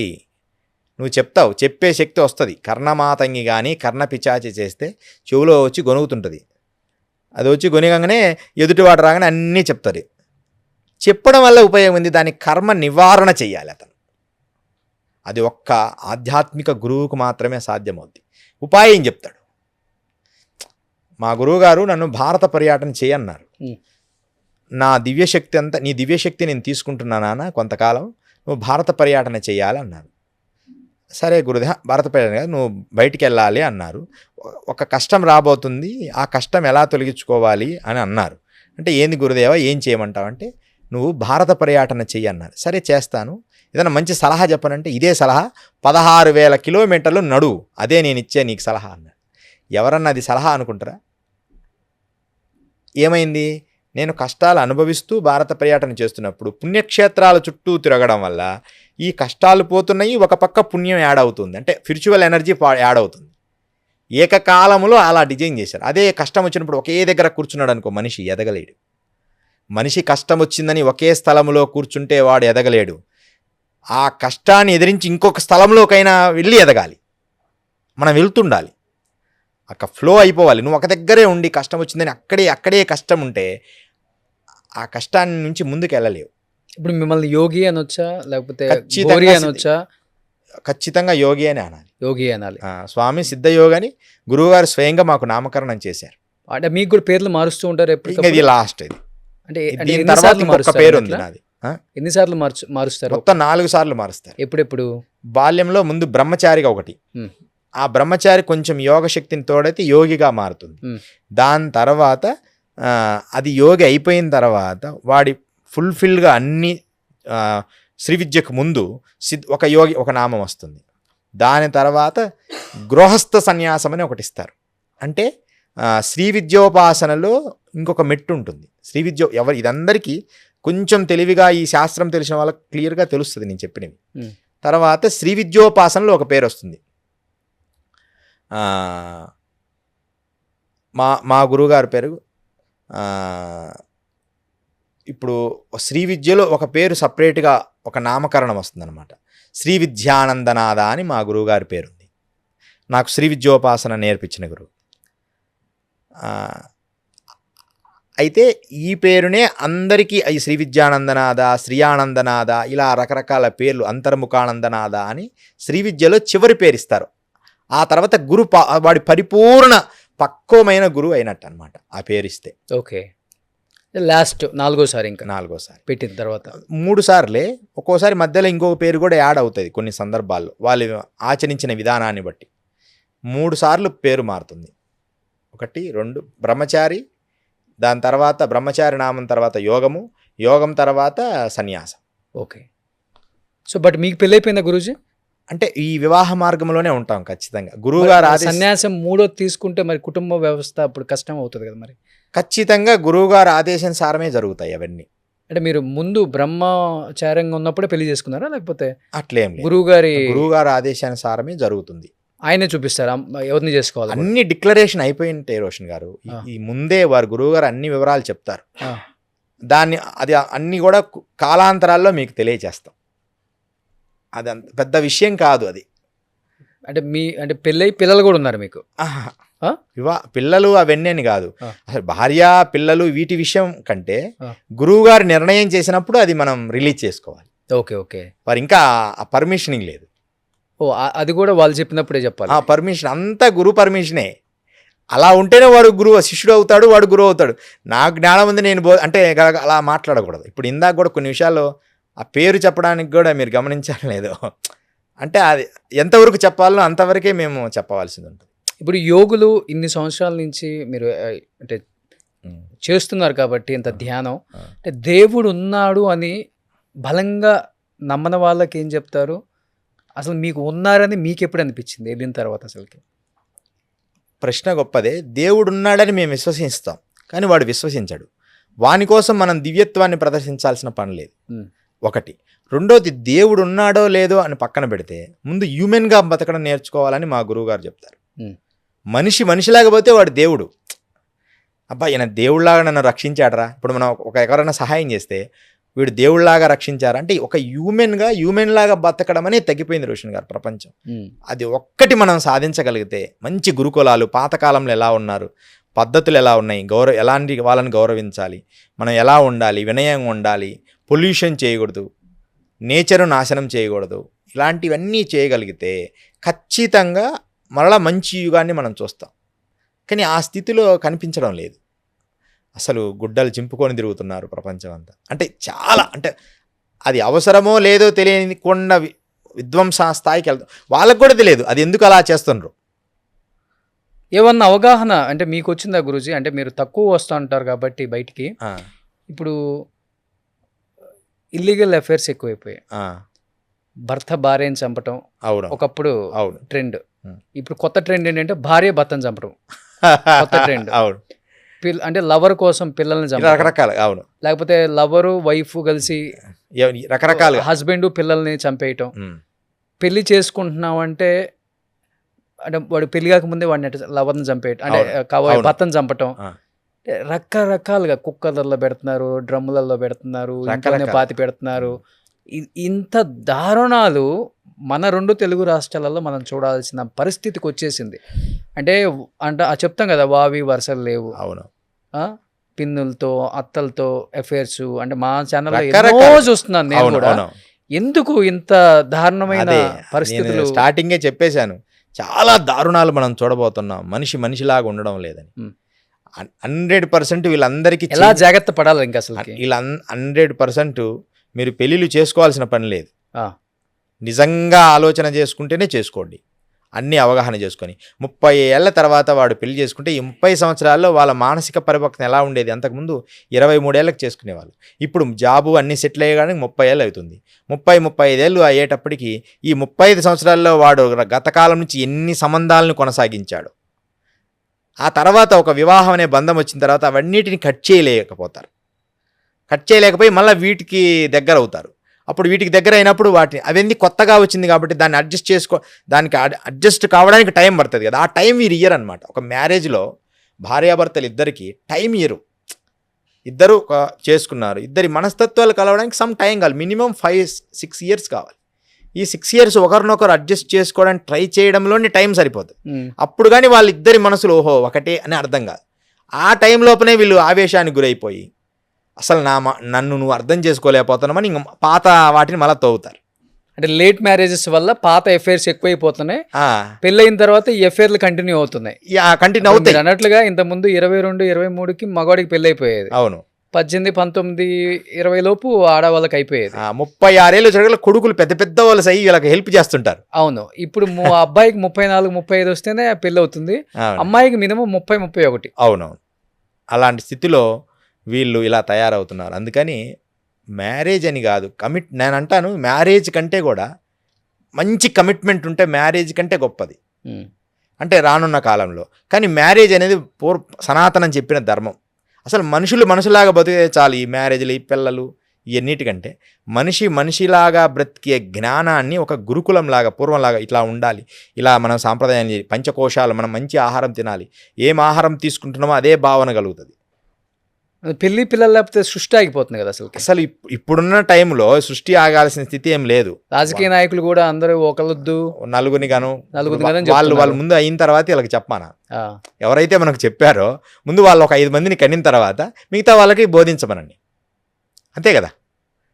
నిజమే. అది కూడా మనకు విన్నాడు చక్కగా 2-3 పిల్లలు కంటే మనకు ఇబ్బంది లేదు. నువ్వు చెప్పొచ్చు, నువ్వు అర్హుడివే. ఒకరిని గండిన తర్వాత నువ్వు 4 కను అని చెప్తే అతను ఎలా అర్హుడవుతాడు? ఇప్పుడు నేను యోగిని, నేను ఖచ్చితంగా యోగ సాధన నేర్పగలను, నేను సనాతన ధర్మంలో సాంప్రదాయబద్ధంగా విద్య నేర్చుకున్నవాడిని, నేను ఏమి చెప్పినా సరే దాన్ని ఖచ్చితంగా నేను ఆచరించిందే ప్రపంచానికి చెప్తున్నా ఇప్పటి వరకు. అలా నువ్వు ఏమి చేసావో అది చెప్పడానికి సిద్ధమయ్యేవారు కావాలి సంఘంలో. ఇప్పుడు వాళ్ళు తక్కువైపోయారంటారు. 100% ఒక్కరు ఇద్దరు తప్ప, నేను ఇన్ని ఇంటర్వ్యూ ఒక్కరిద్దరు తప్ప మిగతా వాళ్ళందరూ కూడా తక్కువైపోయారు.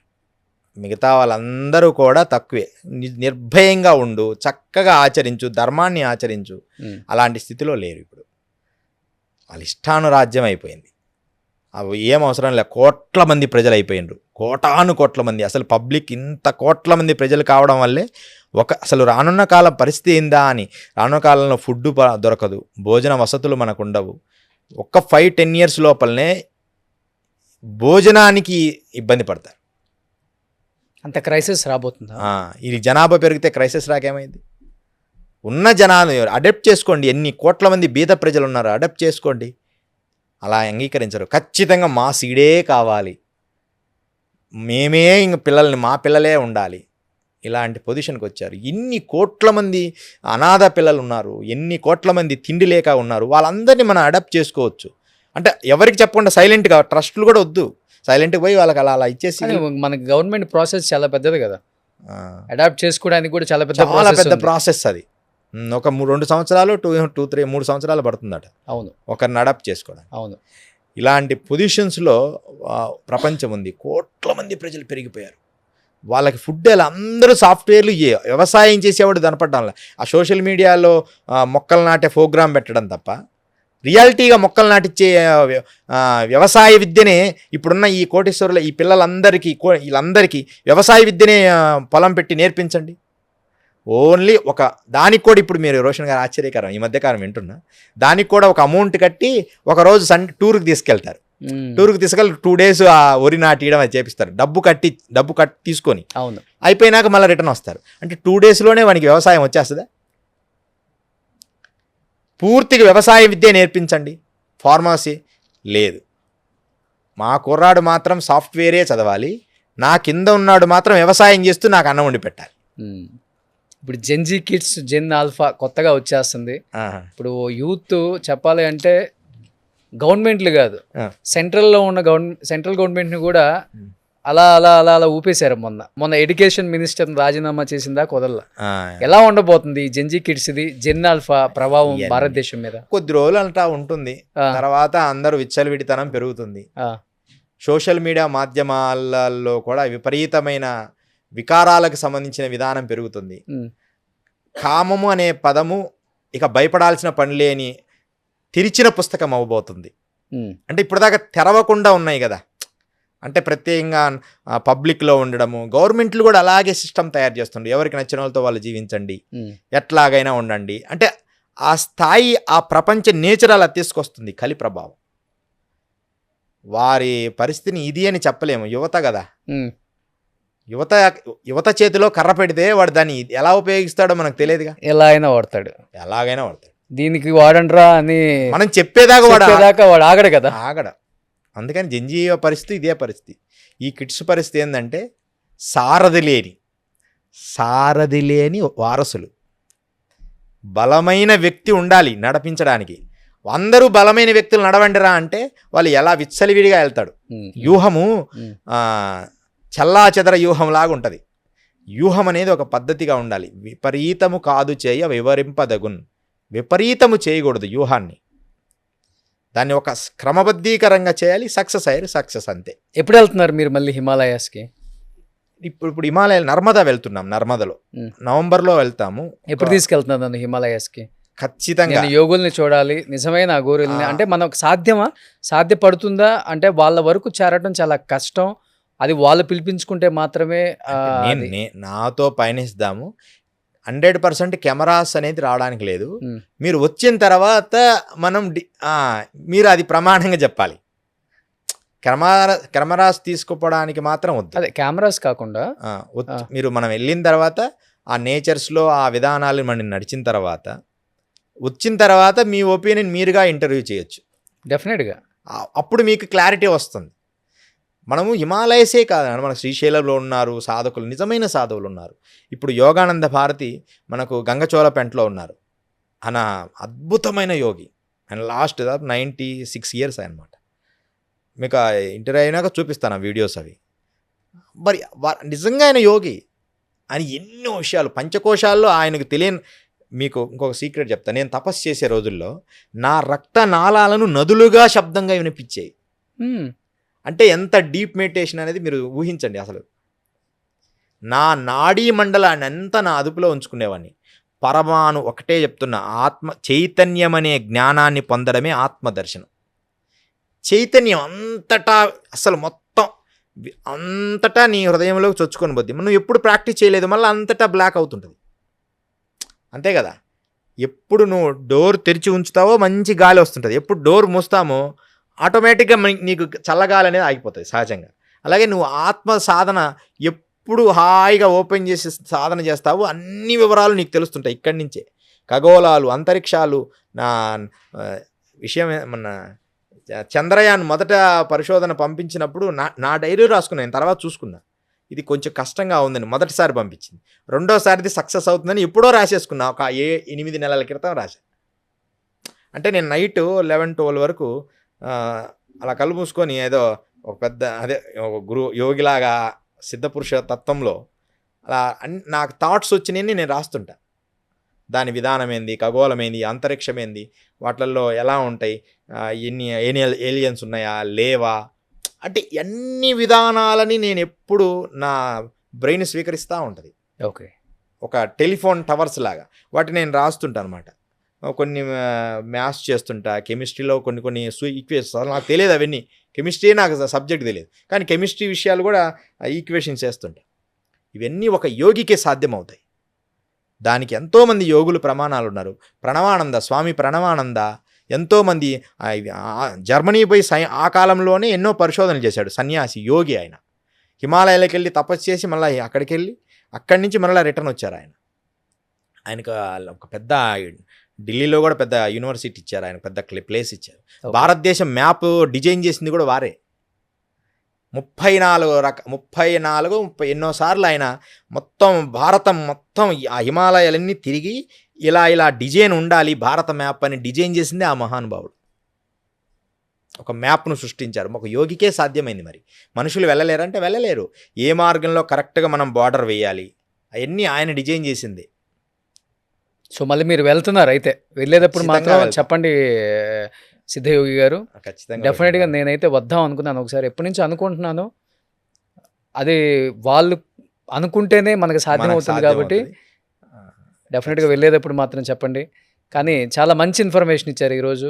మళ్ళీ పార్ట్ 2లో ఇంకొన్ని మంచి క్వశ్చన్స్తో మీరు చాలామందికి ఇంకా మంచి కాంటెంట్ ఇవ్వాలని, అంటే అవేర్నెస్ అనేది రావాలి. సో ఇవాళ ఏంటంటే సోషల్ మీడియా పెరిగిపోయిన తర్వాత అసలు నిజం ఎవరో అబద్ధం ఎవరో తెలియకుండా ప్రతి వాళ్ళు కూడా అంటే చెప్పేస్తూ ఉన్నారు. అసలుకి మీరు అన్నారు కదా, జనం ఏది 10 సార్లు విన్నదాన్ని నిజమే అనుకుంటారు. అంటే అవి కూడా ఫాలో అవుతున్నారు వాళ్ళు.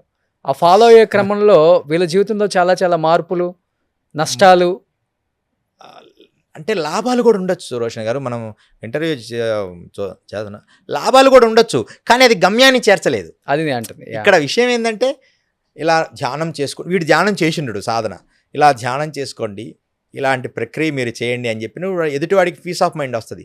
కానీ ఇది వాడికి గమ్యం లేదు. వీడికి గమ్యం లేని వాడు బోధించినప్పుడు అగమ్య గోచరం అవుతాడు. ముందుకు వెళ్ళిపోయినాక ఇట్లా వెనక్కి రాలేడు, అలా ముందుకు వెళ్ళలేడు. ఇలాంటి యువత ఎక్కువైపోయింది. అది ఏ స్థాయికి తీసుకుపోద్దో. ఏదైనా ప్రమాణపూర్వకంగా తను సాధన చేసిన వాడు అయి ఉండాలి. అవసరమైతే 2-3 సంవత్సరాలు టైం తీసుకో ఆయనతో ట్రావెల్ చేయడానికి. అప్పుడప్పుడు వెళ్తూ నువ్వు స్టడీ చేయి.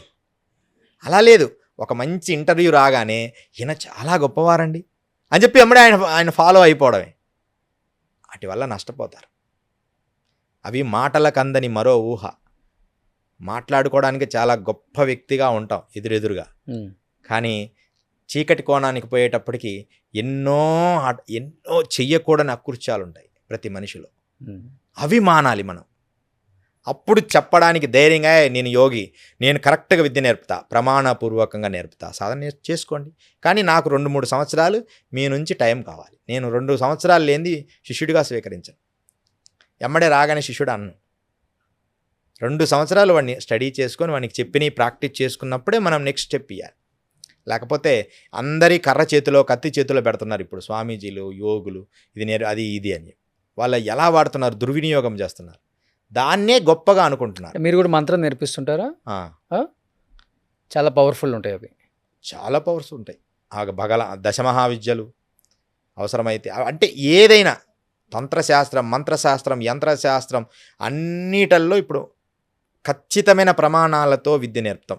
ట్రైనింగ్ ఇస్తాం అతనికి నెగిటివ్ ఫోర్స్ని తీసేయడానికి. ఇవన్నీ నిజం రోషన్ గారు. మనకు టైం దొరికినప్పుడు, మీకు ఫ్రీ టైం ఉన్నప్పుడు, గురువుగారు ఒకసారి మనం మనం హిమాలయాల్లోకి వెళ్ళొచ్చిన తర్వాత, బయటకు వచ్చిన తర్వాత మనం వీడియో చేసుకోవచ్చు కదా? చేసుకోవచ్చు. మనం బయటకు వచ్చినాక ఆ ప్లేసులు తీసుకెళ్తాం. ఇప్పుడు దరాస నుంచి లోపల పర్వతం ఎక్కుతాం. ఒక పర్వతం ఉంది. ఆ పర్వతం అంటే మీరు చూడండి, నేను వెళ్తుంటాను మీ ముందు, మీరు ప్రయత్నం చేయాలి. కొంచెం కఠినంగానే ఉంటుంది ఎక్కటం కొంచెం. ఎందుకంటే ఈ హిమాలయాలు ఎలా ఉంటాయంటే ఇసుక తిన్నెలలాగా ఉంటాయి. అవి ఎక్కడ జారుతాయో తెలియదు, ఎక్కడ జారడో తెలియదు.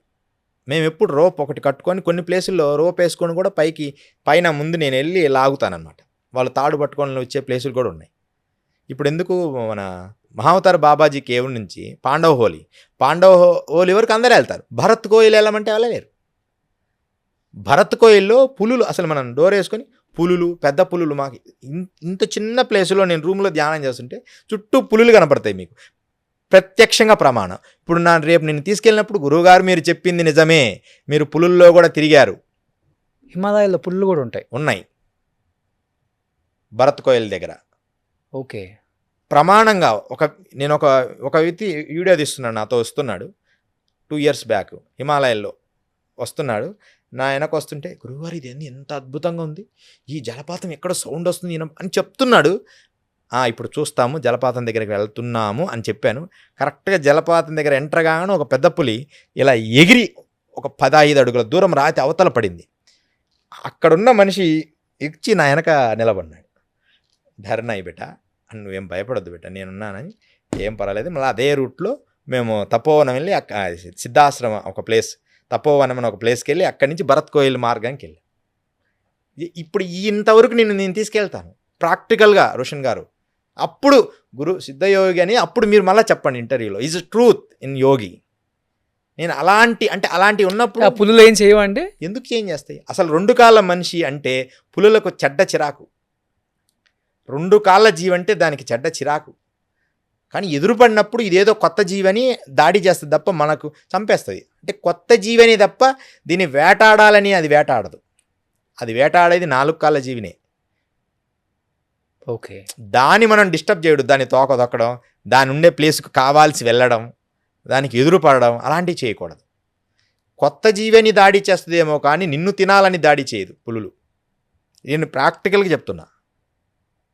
నా శిష్యుల్ని కూడా నేను తీసుకెళ్ళాను. మనకు డేంజర్ ఏంటంటే చిరుత పులులు, ఎలుగుబండ్లు కొంచెం దాడి చేస్తాయి. నువ్వు ఇష్టమున్నా లేకపోయినా అవి మీదికి వస్తాయి. కొంచెం అక్కడ మనం ప్రొటెక్ట్ చేసుకోవాలి. ఓకే. ముందే కొంచెం నిప్పులాగా దించుకోవడం, కొంచెం ఆలోచన చేసి అడుగు వేయడం. ఈ పెద్ద పులులు, సింహాలు మనిషి మీదికి రావు. అలాగని రావు అని నేను గ్యారెంటీని కాదు, వాటి ఇచ్చా. కానీ మనిషి జోలి అయితే అవి దాడి చేసి తినాలి అనుకోవు. ఈ పులుల సైకాలజీ అనమాట. కానీ చాలామంది బుక్స్ చదివి, ఇప్పుడు ఉదాహరణకి యోగం అనేది ఎలాంటిదంటే, బుక్స్ చదివి పులితో ఇలా ఉండాలి, అలా ఉండాలి, ఇలా వెళ్ళాలి అని బుక్స్ చదివి అడవిలోకి వెళ్తావా? బుక్కిస్ థియరీ వేరు, ప్రాక్టికల్ ఎక్స్పీరియన్స్. పులులకి, సింహాలకి హిమాలయాల్లో ఉంటే మనుషులే ఉండలేరు. అవి అసలు ఉండటం చాలా కష్టం. వాటి ఫుడ్ ఎక్కడి నుంచి ఉంటుంది? కొన్ని ప్లేసుల్లో ఉన్నాయి. ఇప్పుడు అడవుల్లో అంటే దాన్నో వేటాడి, హిమాలయాస్లో కొన్ని ప్లేసుల్లో ఉన్నాయి. అంటే ఇప్పుడు అడవిలాగా కొన్ని ప్లేసుల్లో ఉన్నాయి, కొన్ని ప్లేసుల్లో లేవు. అన్ని ప్లేసుల్లో ఉండాలని లేదు. అవి 1, 2 ఉన్నాయి. అంటే తగ్గుతున్నాయి ఇవి కూడా అక్కడ. మరి ఎందుకు తగ్గుతున్నాయో తెలియదు కానీ ఉన్నాయి. మనకు ఇక్కడ అమరకంట్లో ఉన్నాయి పులులు. కానీ ఒకటి అంటే అడగకూడదు కానీ అడుగుతున్నాను. ఇప్పుడు చాలామంది 300, 400, 800 సంవత్సరాలు ఉన్న యోగులు కూడా ఉన్నారని చెప్తున్నారు. కాబట్టి మీరు అక్కడ ధ్యానం చేస్తూ, అంటే చిన్న చిన్న గుడారాలు తయారు చేసుకొని, ఇన్ కేస్ అంటే మనిషి అన్న తర్వాత చావు కూడా వస్తుంది. కాబట్టి ఇన్ కేస్ అంటే వాళ్ళు చనిపోయినప్పుడు, ఆ గోరీలు కానీ లేకపోతే యోగులు కానీ చనిపోయినప్పుడు ఎలా బాడీని ఎలా క్రిమిషన్స్ చేస్తారు? అక్కడ హిమాలయాల్లో చేస్తారా అందరు కలిసి, లేకపోతే ఎలా ఉంటుందండి? మీరు ఏదైనా జరిగిందా? జరిగింది. ఎలా ఉంటుందంటే, ఒకటి ముందే చెప్తాడు ఫస్ట్, అంటే ఇక నేను ఉండను నాన్న, వెళ్తాను అని. వెళ్తానన్నప్పుడు ఏదో నీరసం వచ్చి అట్లా ఉండరు. Hmm. చాలా ఆ రోజు కూడా ఏ రోజు ఎలా ఉన్నాడో యాక్టివ్గా అదే యాక్టివ్తో ఉంటారు. మూడోది కేచరి, నాలుక ఉంటుంది. ఈ కేచరిని కంప్లీట్గా పూర్ణ కేచరేస్తాడు. పూర్ణ కేచరి అంటే నాలుక మడిచి ఇలా పైకి పెడతాడు. నాలుక ఇలా ఉందా, ఈ నాలుకను అలా పైకి పెడతాడు. ఆ లోపల హోల్ ఉందా, ముక్కులో నుంచి ఇట్లా లోపల హోల్ ఉంటుంది, దాంట్లో నుంచి పైకి పెట్టి ముక్కు రంధ్రాల పైకి పంపిస్తాడు. ఈ ముక్కు రంధ్రాలకు సంబంధాలు, ఇక్కడ ముక్కు రంధ్రాలు ఉంటాయి, ఇక్కడికి తీసుకొస్తాడు నాలుకని. తీసుకొచ్చి కన్నులు ఇక్కడ పెడతాడు. అప్పుడు ఇక్కడి నుంచి ప్రాణం వదిలేస్తాడు. ప్రాక్టికల్గా చెప్తున్నా, రియల్గా. అలా వదిలిన తర్వాత కూర్చున్నట్టే ఉంటాడు పద్మాసనంలో. అతన్ని మేము తీసుకెళ్ళి ఏం చేస్తామంటే గోన సంచిలో కానీ అలా పెట్టి, అంటే వాళ్ళు కోరుకుంటారు గుంతలో పెట్టాలా, గోన సంచిలో పెట్టాలి.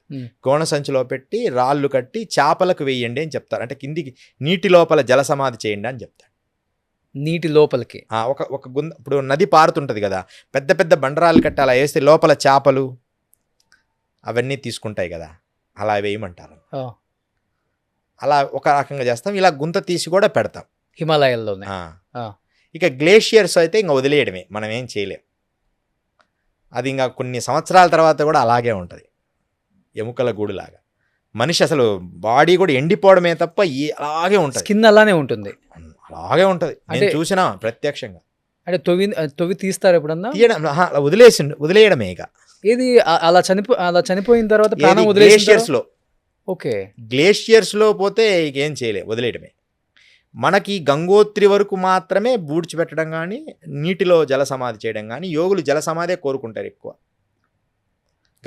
గంగాలో జల సమాధే కోరుకుంటారు. ఆల్మోస్ట్ నదిలో బూడ్చిపెట్టింది ఒక్కటే, ఎక్కువ నీళ్ళల్లో వదలడమే ఎక్కువ చేశారు. ఓకే, కానీ వాళ్ళ ఇది అస్థిపంజరం అనేది కనిపించదు, ఎప్పుడులాగే ఉంటుంది శరీరం, ఎప్పుడులాగే ఉంటుంది. ఎన్ని సంవత్సరాలు ఉన్నా గ్లేషియర్స్లో ఎన్ని సంవత్సరాలు అలాగే ఉంటుంది. ఇది చాలా వింత అసలు.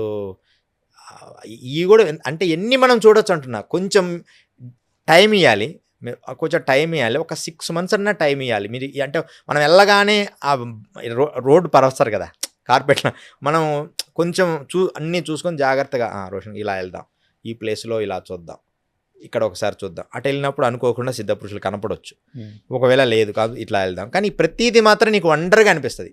ఎందుకు మీరు తపోవనము, ఇది భరత్ కోయిల వరకు అయితే నేను తీసుకెళ్తా, కొంచెం కష్టపడైనా నేను తీసుకెళ్తా. భరత్ కోయిల దగ్గర గురువుగారు మీరు చెప్పింది 100% నిజం. అసలు ఈ ప్రకృతిలోకి మీరు ఎలా వచ్చారు, ఈ ప్లేస్కు మీరు ఎలా రాగలిగారు అని మీరు ఖచ్చితంగా అంటారు అన్నమాట. మానవుడికి సాధ్యం కానిది ఏమీ లేదు. చాలా అద్భుతంగా ఉంటుంది హిమాలయం. డెఫినెట్గా నేను వస్తానండి సిద్ధయోగి గారు. అక్కడికి వెళ్ళొచ్చిన తర్వాత డెఫినెట్గా మళ్ళీ ఇంటర్వ్యూ చేద్దాం. మనం ఇంటర్వ్యూ చేయాలి. వెరీ సూన్ నేను మీతో వస్తాను. మీరు బయలుదేరేటప్పుడు నాకు ఒక్క కాల్ ఖచ్చితంగా మేము దాని రూట్ అంతా మీకు తెలియజేస్తాను. డెఫినెట్గా ముందు కేవికి అక్కడ అన్ని కొన్ని మనం చూసుకొని వద్దాం. డెఫినెట్గా సేఫ్ జోన్లో. డెఫినెట్గా అండి. జయ థ్యాంక్ యూ అండి. జయ గురుదత్త శ్రీమాత్రే నమః, శ్రీ గురు దత్తాత్రేయాయ నమః. సిద్ధయోగి గారి పాడ్కాస్ట్లో మేము ఒకటి చిన్నది మిస్ అయ్యాం అనమాట. నేను కిందకి రాగానే ఐడెంటిఫై చేసింది అంటే గురువు గారి ఆయన తలలో కొన్ని ఉంగరాలు, కొన్ని వజ్రాలు అవి ఇవి పెట్టున్నాయి. నేను అడిగితే ఆయన అన్నారు నర్మదా నదిలో స్నానానికి వెళ్ళినప్పుడు గురువు స్నానానికి వెళ్ళినప్పుడు దొరుకుతుంటాయి. ఒకసారి ఆ జుట్టు ఎన్ని సంవత్సరాల నుంచి అట్లా మీరు చిన్నప్పటి నుంచి? మొదటి జుట్టు చేపించాము, రెండవసారి ఇది దాదాపు ఇది ఒక 20 సంవత్సరాల నుంచి ఓపెన్ చేయొచ్చు అండి అది. ఒకసారి మీరు చూడండి, ఇంతకుముందు కూడా ఒకసారి చూపించాము. ఇది ఏమైందంటే మొత్తం అట్టలాగా చాటలాగా కిందికి ఇక్కడికి వచ్చింది. హైదరాబాద్ వచ్చిన తర్వాత భాగ్యనగరంలో డాక్టర్ గారు ఇలా ఉండేది నాది మెడ బరువుకి. అవి ఏం చేసినట్టు డాక్టర్ అలా ఉండకూడదు గురుగారు, కంటిన్యూ అవుతాయి, మీరు రేపు ఫ్యూచర్లో ఇబ్బంది అవుతుంది. 4 భాగాలు చేశారు. ఆ తర్వాత మరలా కొంచెం సైడ్ వస్తే 5-6 భాగాలుగా మార్చారు. కొన్ని ఆయన అన్ని ఇలా దాన్ని మేము ఇలా తయారు చేసాం. ఇప్పుడు ఇదేమో రసగుట్టిక అంటారు, ఇది పాదరస గుట్టిక అన్నమాట. స్వయంగా మూలికలతో తయారు చేస్తాం.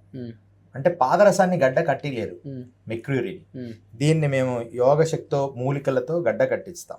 ఇది ఉండడం వల్ల 100 కిలోమీటర్లు కూడా అతి సునాయాసంగా నడవగలరు. అది యోగుల రోజుకి ఎన్ని ఒక 100 కిలోమీటర్లు నడవగలరు రోజు అట్లా కాదు, ఒక 50-30.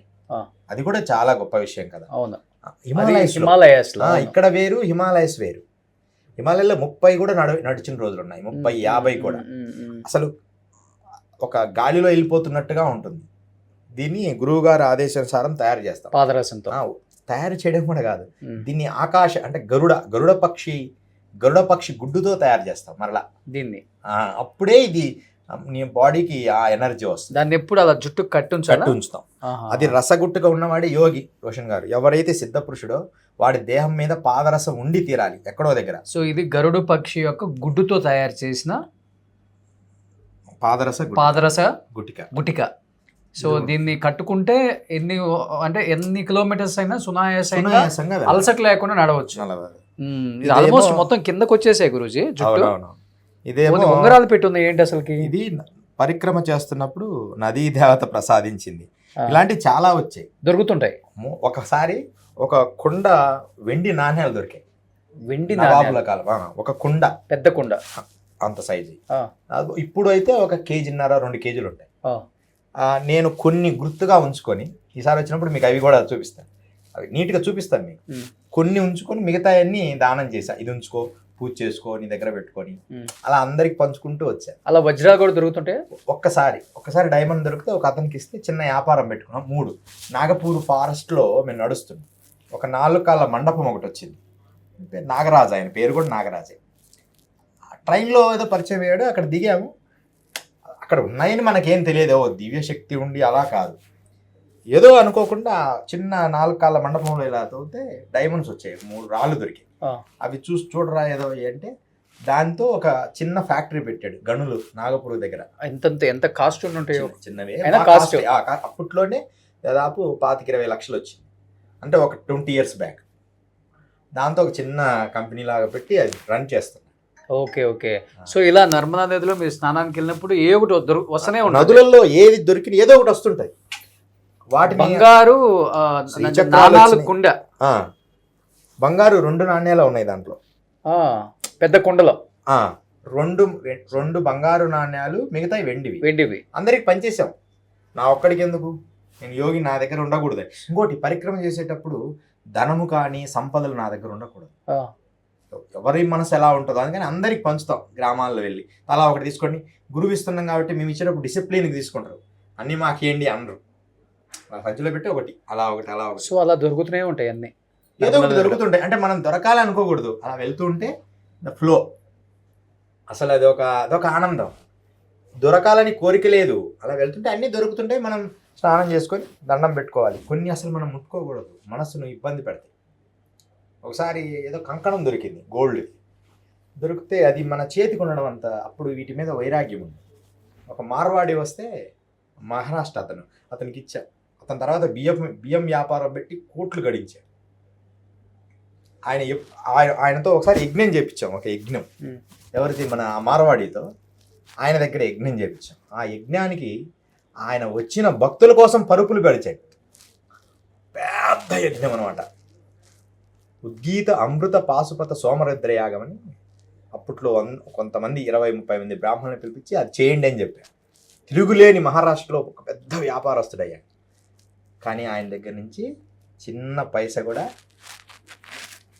తీసుకోలేదు, ఎందుకంటే అలాంటి డిసిప్లిన్గా ఉంటాను నా విషయం. సో ఎప్పుడు ఈ 2 మీ చేతిలో ఉంటాయి అంతేనా? ఎప్పుడు త్రిశూలం అండ్ ఇది త్రిశూలము ఒక పాజిటివ్, నెగిటివ్ ఎక్కడున్నా ఆ నెగిటివ్ని క్లీన్ చేస్తూ ఉంటాయి ఇవి. పూజలో పెట్టుంటాం కదా, ఇప్పుడు మనం ఎక్కడికో వెళ్తాం, ఎక్కడెక్కడో కూర్చుంటాం 100 మందిలో, ఆ పాజిటివ్ వైబ్రేషన్ పెంచుతూ ఉంటాయి. Super nice Guruji, thank you so much. జయ గురు. సుమన్ టీవీలో మీ పర్సనల్ అండ్ బిజినెస్ ప్రమోషన్స్ కోసం కింది నెంబర్కి కాంటాక్ట్ చేయండి.